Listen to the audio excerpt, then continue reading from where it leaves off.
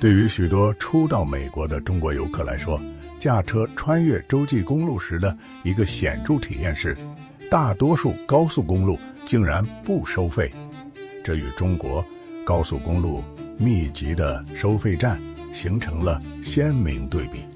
数据显示，全球70%的收费公路都在中国，而美国只有不到10%的高速公路收费。这种差异背后究竟隐藏着怎样的历史渊源和制度设计？美国拥有世界上最庞大的高速公路系统之一，总里程约390万英里，大概是628万公里。其中46730英里的洲际公路系统，也就是 Interstate Highway System， 构成了这个国家的交通动脉，承载着全国40%以上的公路交通量，75%的重型卡车运输和90%的旅游交通。然而，这个庞大系统的绝大部分路段都是免费通行的。要理解美国高速公路的免费模式，我们需要回溯到20世纪初，追溯这个国家如何在联邦与州政府的合作框架下，建立起一套独特的公路融资与管理体系。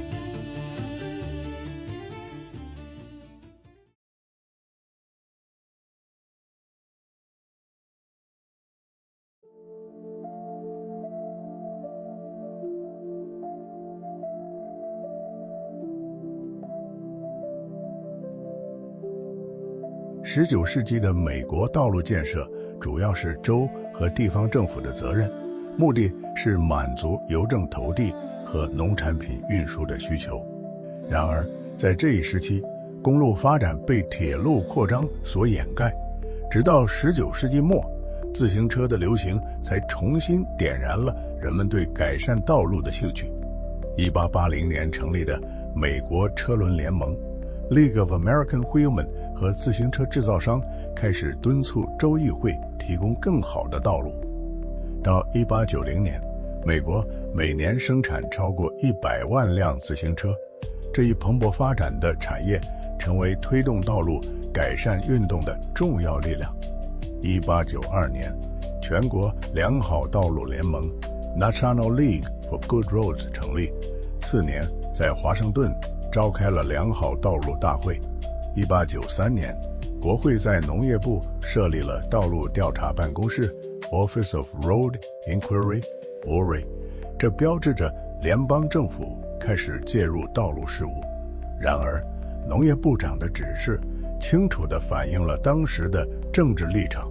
修建公路的实际费用应由所在的地方和州承担。ORI 的职责仅限于收集有关公路法律、合适的筑路材料和相关运输费率的信息。The actual cost of constructing roads shall be borne by the localities and states where they are located. 20世纪初，汽车的出现为道路建设增添了新的推动力。1913年，国会通过了具有里程碑意义的联邦援助道路法案 Federal Aid Road Act， 在5年内拨款7500万美元，用于改善乡村邮路。这笔资金通过州公路部门使用，采用联邦与州政府50:50的配比方式，每英里不超过1万美元。这一法案要求没有公路部门的州建立相应机构，由公共道路局 Bureau of Public Roads BPR 后来的联邦公路管理局批准项目。这项立法意义深远，国会正式承认更好的道路对国家福祉至关重要。公路建设不仅是地方责任，也是国家责任。最初，联邦和州的公路项目都由一般税收提供资金，各州率先采用了公路使用者税收。早在1916年，用户税就为各州约8700万美元的公路支出贡献了约2600万美元。1932年，联邦政府效仿各州开始征收汽油税。虽然这笔收入直到1956年才正式专项用于公路项目，但在此期间，联邦公路支出与汽油税收入基本保持一致。1919年2月25日，俄勒冈州率先征收了美国第一个汽油税，税率为每加仑1美分。由于汽油使用量与道路使用量相关，这种公平的筹资方式迅速在全国推广。在接下来的10年内，当时的48个州都采用了各自的汽油税。1932年，国会设立了第一个联邦汽油税收入来源，每加仑1美分，最初旨在减少联邦赤字。联邦汽油税率在2战期间提高了半美分，在朝鲜战争期间又提高了半美分，为国防筹集新的收入。1927年，国会通过专门立法为收费桥梁开辟了例外通道，这是对1916到1921年收费禁令的第一次重要修正。然而，这一例外附加了严格的条件：当州政府或地方政府投入的建设资金从通行费收入中全部收回后，必须停止收费，将桥梁转为免费设施运营。这一有条件例外模式后来扩展到隧道，成为联邦公路收费政策的一个重要特征。它体现了一种折中思路，允许使用收费方式解决建设资金问题，但最终目标仍是实现免费通行。这种模式一直延续到1956年洲际公路法案时期。第一次世界大战期间，美国的动员经验凸显了国家需要发展系统的干线公路网络，而不是零碎地改善地方道路。1921年，联邦公路法案要求将联邦公路援助集中在能够加快完成足够和连通的洲际公路系统的项目上。该法案要求每个州指定其道路里程的7%作为主要道路，只有这部分里程才有资格获得联邦援助配套资金。这项立法标志着真正的国家公路系统的开端，并确立了联邦援助洲际公路项目的基本框架。州和地方政府拥有并负责规划、设计、建造和维护公路。联邦的角色被确立为提供财政援助，以确保各州拥有高质量统一的系统；提供技术援助，以促进公路行业的创新。这种安排的结果是，尽管公路归州所有，但由于高度的系统统一性，这些差异对公路使用者来说几乎是透明的。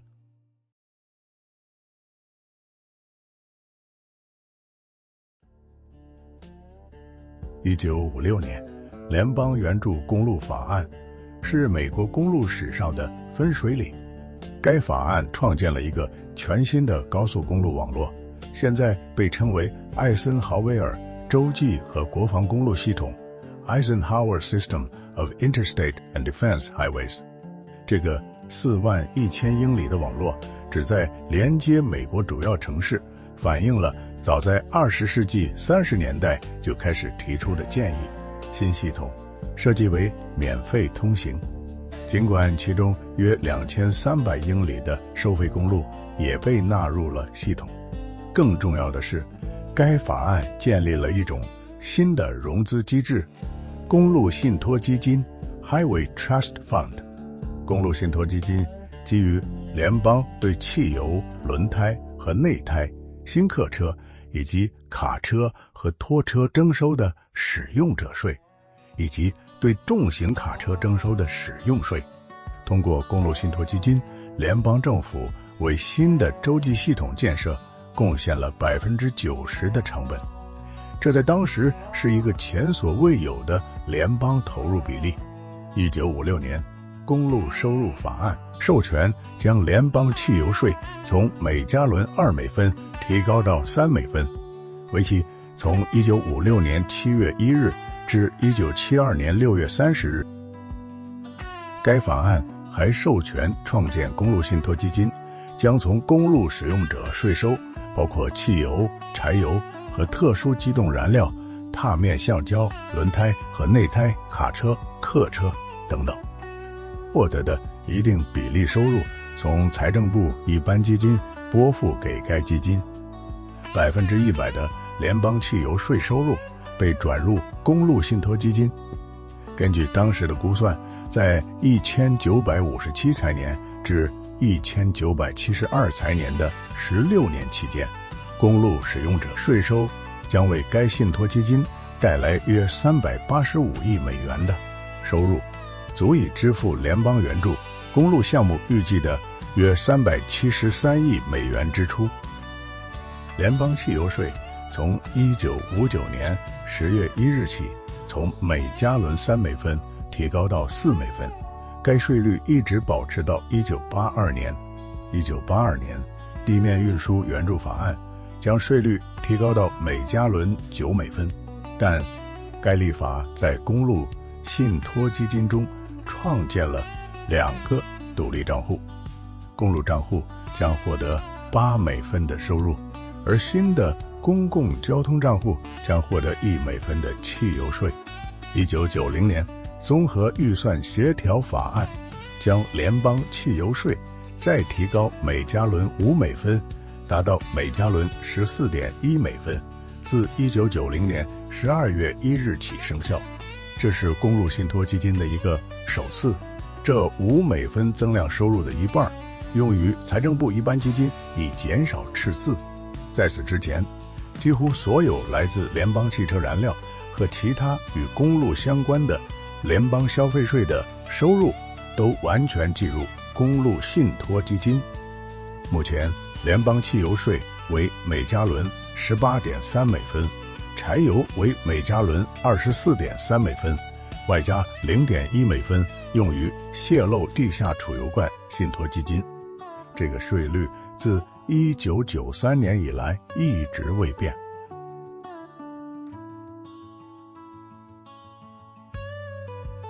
美国高速公路的免费并非真正的免费，而是通过一种间接的广泛分摊的税收体系来支付。这种体系有几个显著优势。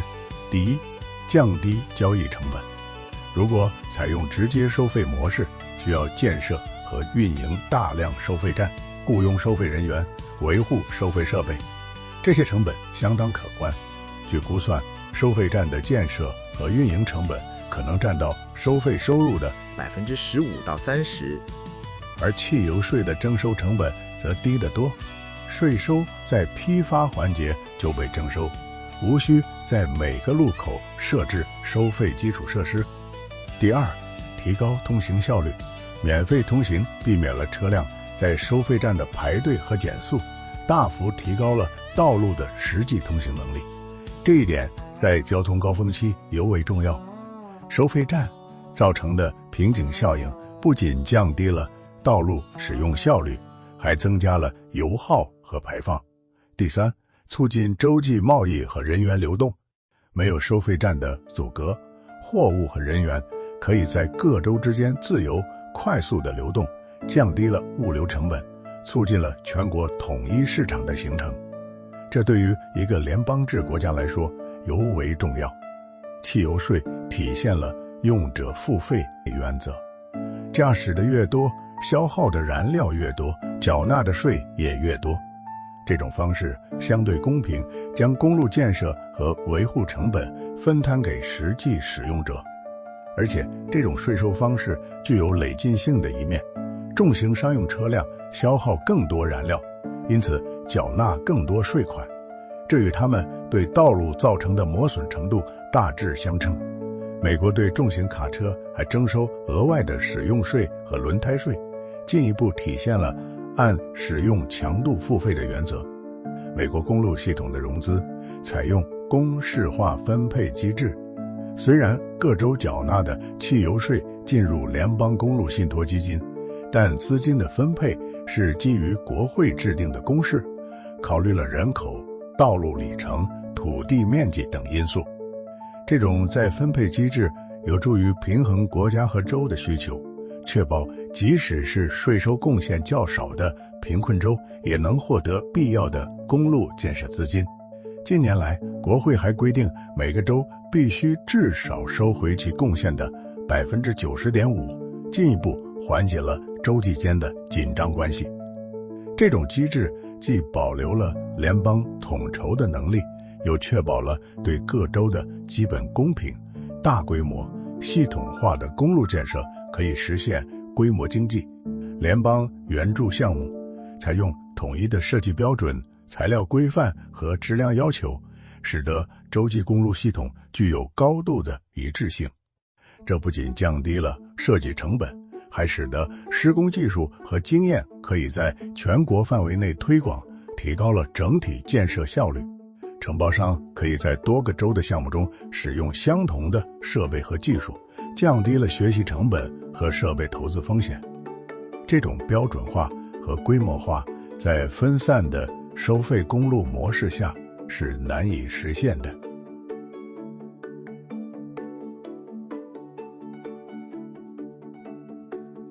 尽管美国大部分高速公路免费，但也存在一些历史上的收费公路。理解这些例外情况，有助于我们更全面地认识美国的公路融资模式。1916年的联邦援助法案最初并未限制将联邦资金用于收费公路，但在众议院审议期间，宾夕法尼亚州共和党众议员约翰·法尔提出修正案，规定本拨款的任何部分不得用于建设、维护或修理任何收费公路。众议院未经辩论就通过了这一修正案。参议院最初删除了这一限制，但在参议院辩论中，新罕布什尔州共和党参议员雅各布·加林杰雅各布也提出修正案主，规定根据本法案条款建造的所有道路应免收任何形式的通行费。参议院以口头表决通过了加林杰修正案。1916年7月11日，法案最终规定，根据本法案条款建造的所有道路应免收一切形式的通行费。这一语言随后被纳入1921年联邦公路法案第9条。1927年，国会通过了一项单独法律，为收费桥梁开辟了豁免，条件是当州或其政治分区在建造此类桥梁时的贡献从通行费中收回后，应停止为使用此类桥梁收取通行费，此后应作为免费桥梁进行维护和运营。这一豁免后来扩展到隧道。1956年，洲际公路法案在收费桥梁豁免之外增加了另一项豁免，允许洲际系统纳入收费公路，如宾夕法尼亚收费公路以及现有的收费桥梁和隧道，或者可以将新的收费设施建设为洲际系统的一部分，但它禁止将联邦援助公路资金用于这些收费设施的建设、重建或改善。换句话说，收费公路、桥梁和隧道可以成为洲际系统的一部分，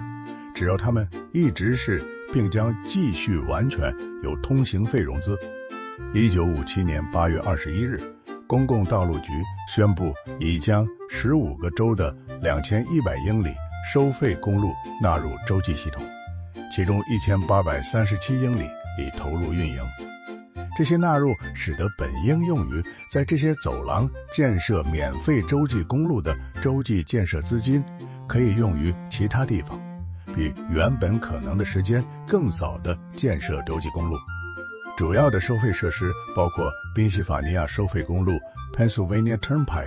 359英里，从俄亥俄州界到布里斯托尔纽约州收费公路 New York Thruway 506英里，从杨克斯到伊利附近的宾夕法尼亚州界新泽西收费公路 New Jersey Turnpike 部分路段，俄亥俄收费公路 Ohio Turnpike 173英里，印第安纳收费公路 Indiana Turnpike 151英里，堪萨斯收费公路 Kansas Turnpike 184英里。这些收费公路大多位于东北部和中西部地区，它们在1956年法案通过前就已存在，并完全由私人或州级收费机构融资建设。今天46730英里的洲际系统，包括约2900英里的收费公路。在宾夕法尼亚州的布里兹伍德，存在一个令无数驾驶者困惑和沮丧的现象：免费的 I-70 公路与作为 I-7076 组成部分的宾夕法尼亚收费公路之间，并不存在人们想象中应该存在的直接互通立交。驾驶者必须离开其中一条高速公路，沿着30号美国国道穿过一片令人眼花缭乱的商业区，加油站、汽车旅馆、快餐店的霓虹灯招牌才能接入另一条高速公路。在感恩节后的周日等高峰时段，这里的交通拥挤令人抓狂。收费公路的收费站和30号国道 I-70 上都会出现严重的排队现象。这一奇特安排并非工程师的设计失误，而是1956年法案第113条制度设计的意外后果。根据法案第113B 条，联邦资金可以用于建设通往收费设施的连接道路 approaches， 但必须延伸到该项目，无论是否用于该收费设施都有某种用途的位置。换句话说，驾车者可以选择使用或不使用收费设施。根据第113C 条，如果州公路局和收费公路管理局希望使用联邦资金建设直接连接免费洲际公路和收费洲际公路的互通立交，此时驾车者别无选择，必须使用收费道路，双方必须与公共道路局达成协议。当州或政治分区对桥梁建设的贡献从通行费中收回后，停止收取通行费。1966年，国会特别小组委员会召开听证会讨论收费设施与联邦援助公路项目的关系。宾夕法尼亚收费公路委员会 PARTC 运营主任富兰克林 V. 萨姆斯在听证会上解释了为何不愿在布里兹伍德等地建设直接互通立交。他指出 PARTC 担心当免费的基斯通短道 I-80 Keystone Shortway 在北部平行路线上建成后，会大量分流收费公路的交通和潜在收入。在这种情况下， PARTC 不愿意放弃未来收费的权利。萨姆斯说，在法律允许的情况下，我们愿意分享任何我们可以合法分享的东西来建设这样的直接连接。在其中一些地方，我们也正在这样做。然而，如果新的互通立交不能带来收入的大幅增加，我们认为这些事项不应该强加给收费公路委员会。因此 PATC 拒绝使用联邦资金建设 I-70连接线，因为这需要承诺未来停止收费，也拒绝使用自有收入建设互通立交。最终，州公路局使用联邦资金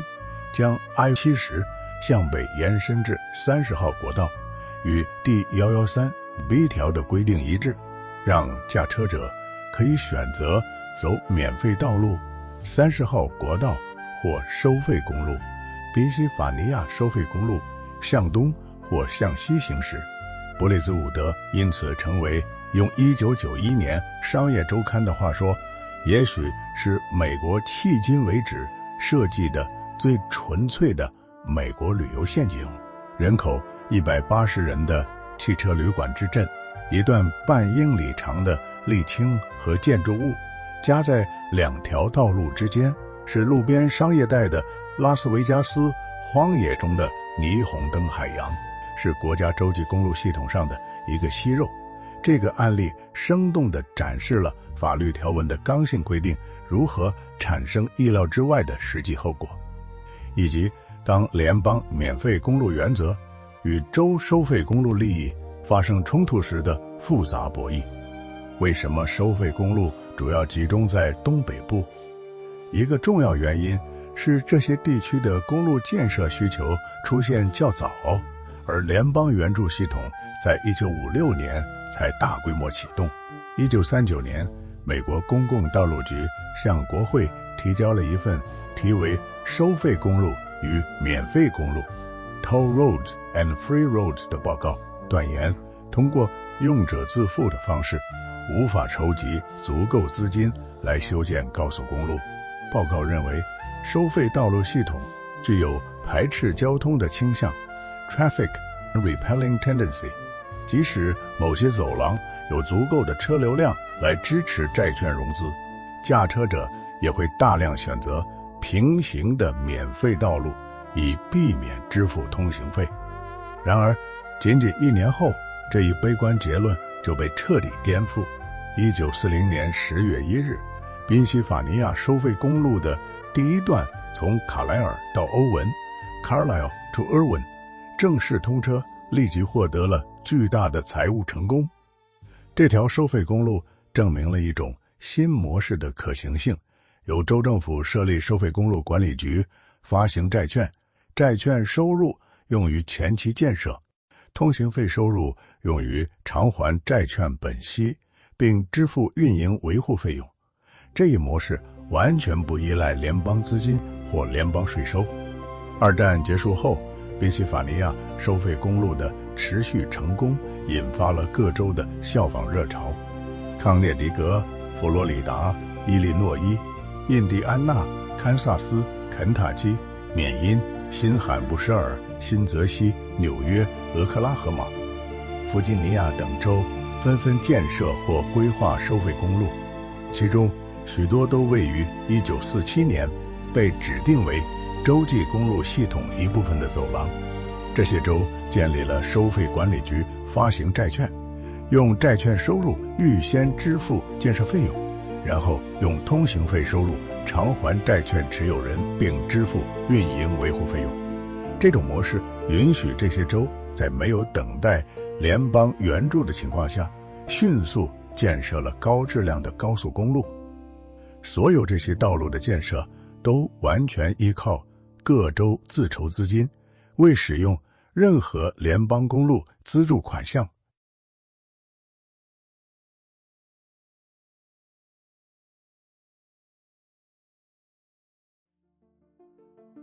进入21世纪，美国公路系统面临新的挑战，交通拥堵日益严重，而传统的汽油税收入增长放缓。在这种背景下，一种新型的收费模式应运而生，高占用率收费车道 High Occupancy Toll Lanes、Hot Lanes 和快速车道 Express Lanes。Hot Lanes 的概念源于高占用率车道 High Occupancy Vehicle Lanes。Hot Lanes 系统传统的 HOV 车道要求车辆至少搭载2人或3人才能使用，目的是鼓励拼车，以减少道路拥堵。然而，研究发现 HOV 车道的利用率往往低于普通车道，造成了道路容量的浪费。美国第一条 Hot Lanes 于1995年在加利福尼亚州城县的91号高速公路上投入运营，随后1996年在圣地亚哥北部的15号洲际公路上也开通了类似设施。这种创新模式允许单人驾驶车辆在支付通行费后使用 HOV 车道，而多人拼车车辆则继续免费使用。通行费根据实时交通状况动态调整，拥堵时费用上涨，从而调节车道使用量并保证最低行驶速度。弗吉尼亚州成为 Hot Lanes 最积极的实践者。2000年代初，弗吉尼亚交通部 VDOT 与全球最大的收费公路运营商之一 Transurban 合作，在北弗吉尼亚创建快速通行选项。495快速车道2012年11月开通，14英里路段，耗资14亿美元。该项目在首都环线上增加了双向各2条快速车道，位于普通车道左侧，公交车摩托车和3人以上车辆可免费使用，其他车辆需支付通行费。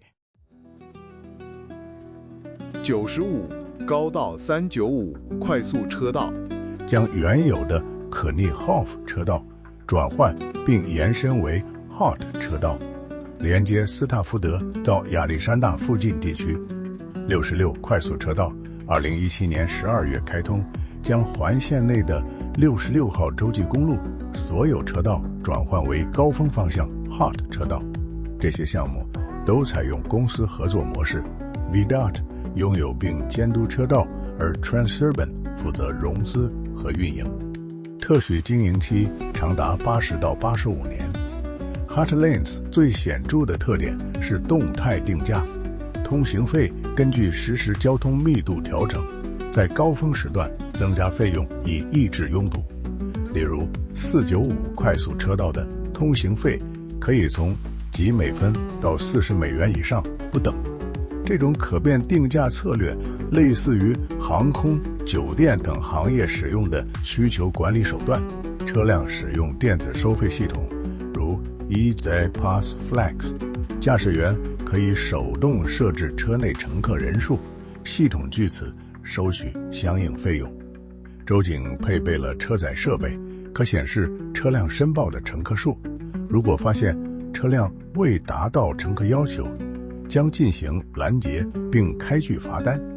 北弗吉尼亚首次欧非违规的最低罚款为125美元，每次后续违规罚款翻倍。研究显示 ，HOT Lanes 显著改善了交通动态和通行者满意度。95快速车道的分析表明，工作日交通量增加 9.5%， 傍晚高峰交通量增加 15.7%， 快速公交线路使用量增加 33.5%， 快速车道和普通车道的行驶速度均有提升，平均每次出行节省约20分钟。然而 HOT Lane 也面临批评，被指责为雷克萨斯车道 Lexus Lanes， 只惠及高收入人群。批评者认为这实际上是一种环境税，因为无论社会经济地位如何，收费率都相同，工薪阶层承受了更大的经济负担。一些州为低收入群体提供税收减免或退税，以缓解这一问题。截至2012年，美国已有294走廊英里的 HOT 快速车道投入运营，另有163走廊英里正在建设中。除弗吉尼亚外，其他实施 HOT Lanes 的地区包括佐治亚州西北走廊快速车道 I-75 和 I-15系，南都会快速车道 I-75 和 I-675。与其他地区不同，佐治亚州对所有车辆，包括 HOV 3加车辆都收费。在德克萨斯州，北塔兰特快速路 I-35W、I-820 等 I-10开地收费公路，在高峰时段 HOV 2加车辆享受 50% 折扣。在加利福尼亚州，洛杉矶都会快速车道系统要求车辆配备可手动切换的应答器，驾驶员选择乘客数量，系统据此收费。在北卡罗来纳州，I-77快速车道允许驾驶员在普通车道和快速车道之间选择。HOT Lanes 代表了美国公路融资模式的重要创新，在不改变主体免费原则的前提下，引入市场机制调节需求。普通车道仍然免费，选择权在驾驶员手中，将拥堵外部性内部化。那些愿意为节省时间付费的人可以使用快速车道，而他们支付的费用可用于改善整体交通系统，灵活应对汽油税收入下降。随着车辆燃油效率提高和电动车普及，汽油税收入面临下降压力。HOT Lanes 提供了补充性的融资渠道，利用公司合作加速基础设施建设。私营部门提供前期融资，政府避免了大规模债务，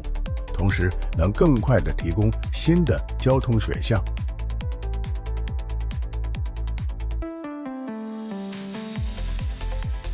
尽管美国的公路融资模式运行了数十年，但如今面临着越来越大的挑战。自1993年以来，联邦汽油税率一直保持在每加仑18.4美分的水平，未随通货膨胀调整。如果按通胀调整，当前的税率应该是每加仑30美分左右，这意味着汽油税的实际购买力下降了约40%。同时，车辆燃油效率大幅提高，现代汽车的平均燃油经济性比1980年代提高了近1倍，这意味着车辆行驶同样里程所缴纳的税款减少了。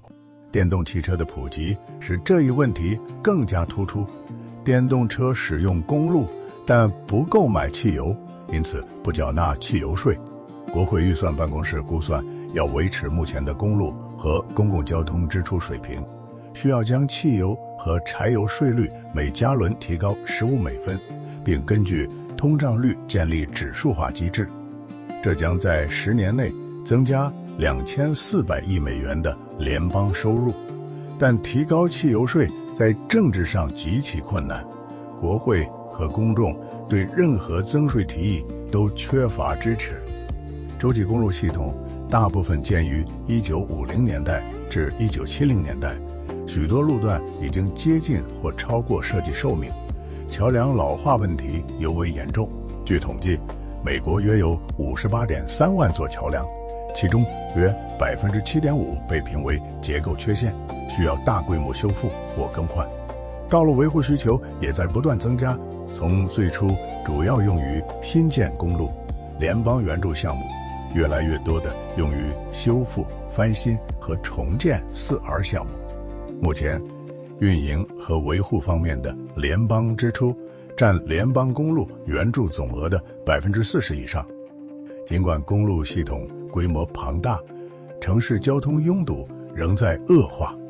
2020年前的研究表明，在68个主要城市地区，拥堵导致每年43亿小时的旅行延误，66亿加仑的燃料浪费，以及720亿美元的时间和燃料成本损失。然而，从1994年到1997年，为避免拥堵水平进一步增加所需的车道里程中，这68个城市地区仅增加了4%。新增道路容量远远跟不上交通需求的增长。虽然 Heartlands 和公司合作模式提供了新的融资渠道，但他们也引发了争议、公平性问题。批评者认为，这创造了2个阶级的公路系统，富人可以购买快速通行，穷人只能忍受拥堵，长期成本特许经营期长达80到85年，远远超过任何政府的任期。未来几代人是否会为今天的决策付出代价？公共资产私有化，虽然道路仍属公有，但实际运营权长期由私人公司控制，这是否损害了公共利益？公路交通是美国最大的交通相关排放源，贡献了全国6大空气污染物排放量的1/3以上。随着气候变化问题日益紧迫，公路系统面临减排压力，同时公路建设和运营对水质、噪音和土地使用也有影响。生物多样性损失和生态系统功能退化的长期风险正受到越来越多的关注。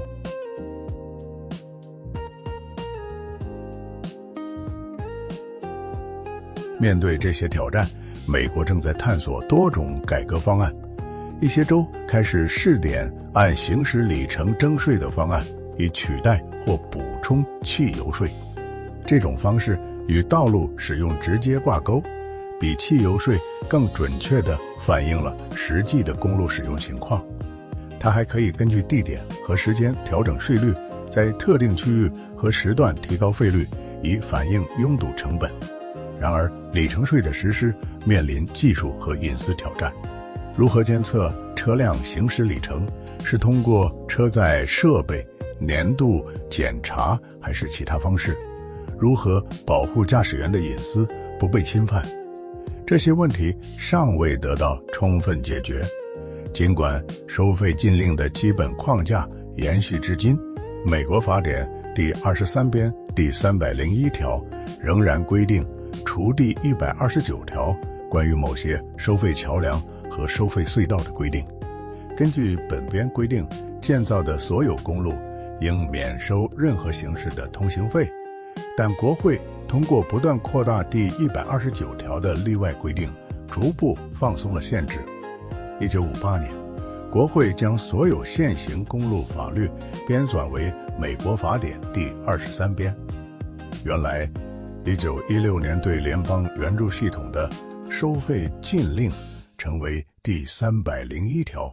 而1927年的收费桥梁豁免扩展到隧道，和1956年洲际系统对先前存在的收费设施的豁免成为第129条。1987年，国会建立了试点项目，1991年设立了永久性豁免，允许在特定条件下将非洲际联邦援助道路从免费道路转换为收费道路。这现在是美国法典第23编第129A211条。此后的历次公路法案1998年、2005年等都对第129条进行了修订，增加了更多一般性豁免，包括新收费设施建设、现有收费设施的重建、将洲际 OFF 车道转换为 HOT 车道、其他情形。然而，国会始终小心翼翼地避免完全开放一项内容，将用联邦纳税人资金建设的现有免费洲际公路车道直接转为收费。1998年和2005年，国会2次尝试有限的试点项目来允许这种做法，但这2个试点项目都因法律规定的限制在程序上和政治上难以遵循而难以实现潜力。这种谨慎反映了一个基本政治共识：已经用联邦资金建成的免费道路不应该在事后向使用者收费，这将被视为对纳税人的背信弃义。他们已经通过汽油税为这些道路付过费了。国会已经逐步放宽了对收费和公司合作的限制。21世纪交通公平法案 T21 和后续立法允许各州在更多情况下使用联邦资金建设收费设施，也允许将现有免费公路转换为收费公路，需满足特定条件。更多的创新融资工具正在被采用，包括基础设施银行。一些州建立了基础设施银行，提供低息贷款支持公路项目、免税债券、私人活动债券 （Private Activity Bonds） 首次被用于 Hot Lays 项目价值捕获。从公路改善中受益的周边土地开发中获取资金。综合交通政策，越来越多的声音呼吁将公路政策纳入更广泛的交通和土地使用规划框架。单纯依靠扩建公路已被证明无法解决拥堵问题，因为新增道路容量往往会诱发新的交通需求。多模式交通规划强调公路、公共交通、步行和自行车设施的协调发展。21世纪交通公平法案要求人口超过5万的都市区实施正式的交通规划过程，这个过程必须是持续的、合作的和综合的。智能交通系统 Intelligent Transportation Systems 利用信息技术提高公路系统的效率和安全性。动态交通管理、实时信息服务、自动化收费等技术已经广泛应用。自动驾驶技术的发展可能从根本上改变公路使用模式。自动驾驶车辆可以更高效地利用现有道路容量，减少事故，改善交通流。但这也会对公路融资产生影响。如果共享自动驾驶车辆减少了车辆保有量和行驶里程，相关税收将如何变化？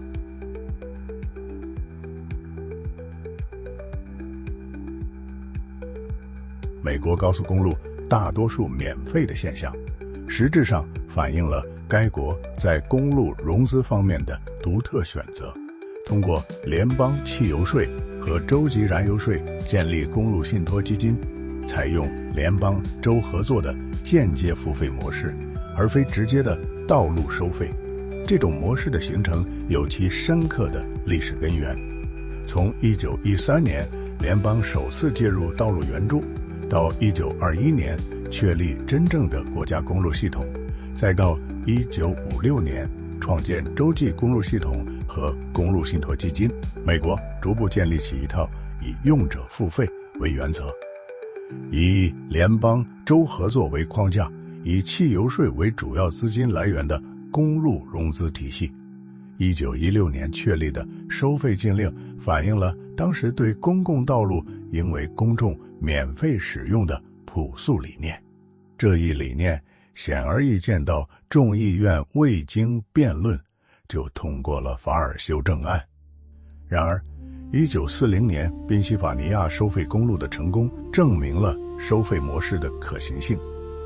1956年对2100英里收费公路的纳入则体现了务实的妥协精神。布里兹伍德的案例则生动展示了制度设计的复杂性和意外后果。许多人误以为高速公路是公共物品，因此应该低价甚至免费，但从经济学角度看，这是一个误解。公共物品和私人物品是描述物品是否会引起征用的自然属性。公共物品指一个人使用不影响其他人使用的物品，如旋律、知识、电视信号；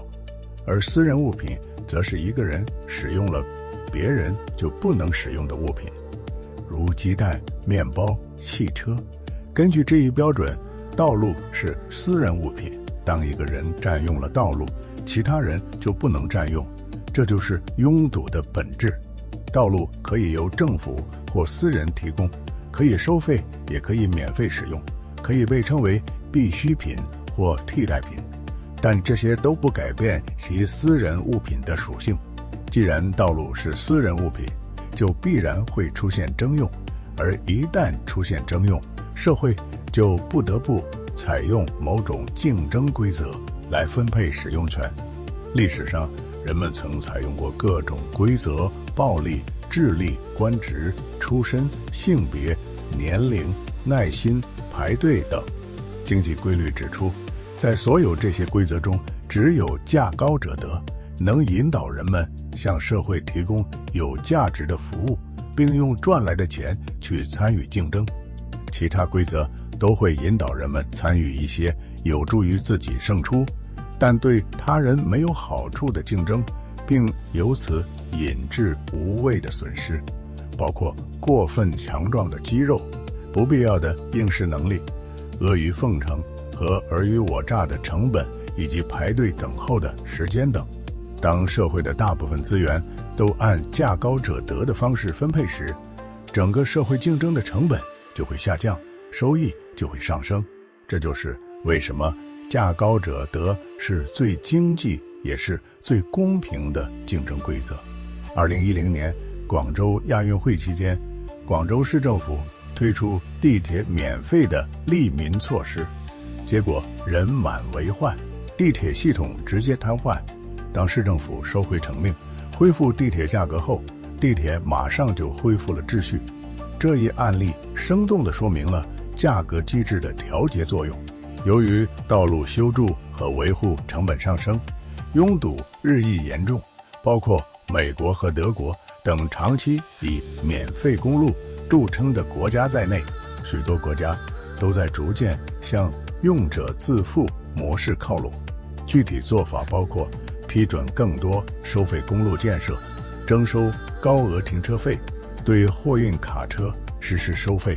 允许部分车道收取拥堵费。美国著名智库加图研究所在决策者手册中明确指出，洲际公路成功的关键在于其用者自付体制，资金仅来自联邦和州的燃油税以及道路使用者的付费。这不仅确保了道路建在真正需要的地方，也防止了成本过度膨胀。然而，近几十年来，国会越来越偏离这一原则，让驾车者支付的税费被用于补贴地铁乘客等其他用途。这种做法不仅不公正，还导致城市拥堵加剧和许多得不偿失的交通项目上马。对中国的启示在于，公路融资模式没有绝对的优劣之分，关键在于是否适应本国国情。美国的免费模式建立在强大的税收基础、成熟的联邦体制和相对较慢的建设速度之上。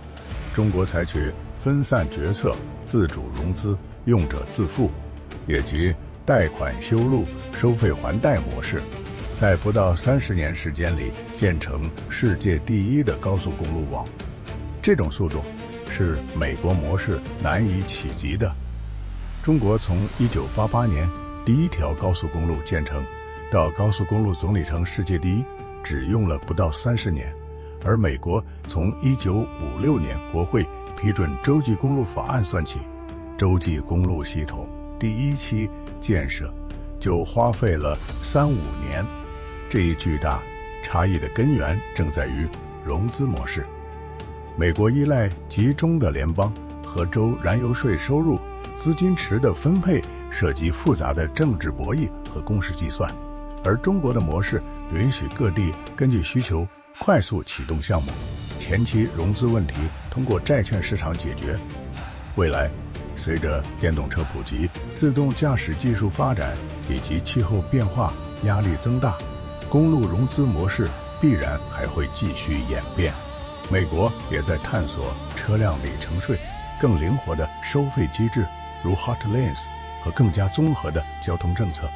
无论采取何种模式，平衡效率与公平，短期需求与长期可持续性，基础设施投资与财政约束，都将是所有国家必须面对的共同挑战。正如经济学的基本原理所揭示的，人们有追求免费服务的自由，却没有逃避付出代价的自由。无论选择哪种融资模式，道路建设和维护的成本终究要有人承担。关键在于选择一种既能满足建设需求，又能公平分配成本，还能有效调节使用的机制。美国的历史经验告诉我们，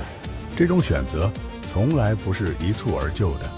而是在不断的实践、辩论和调整中逐步形成的。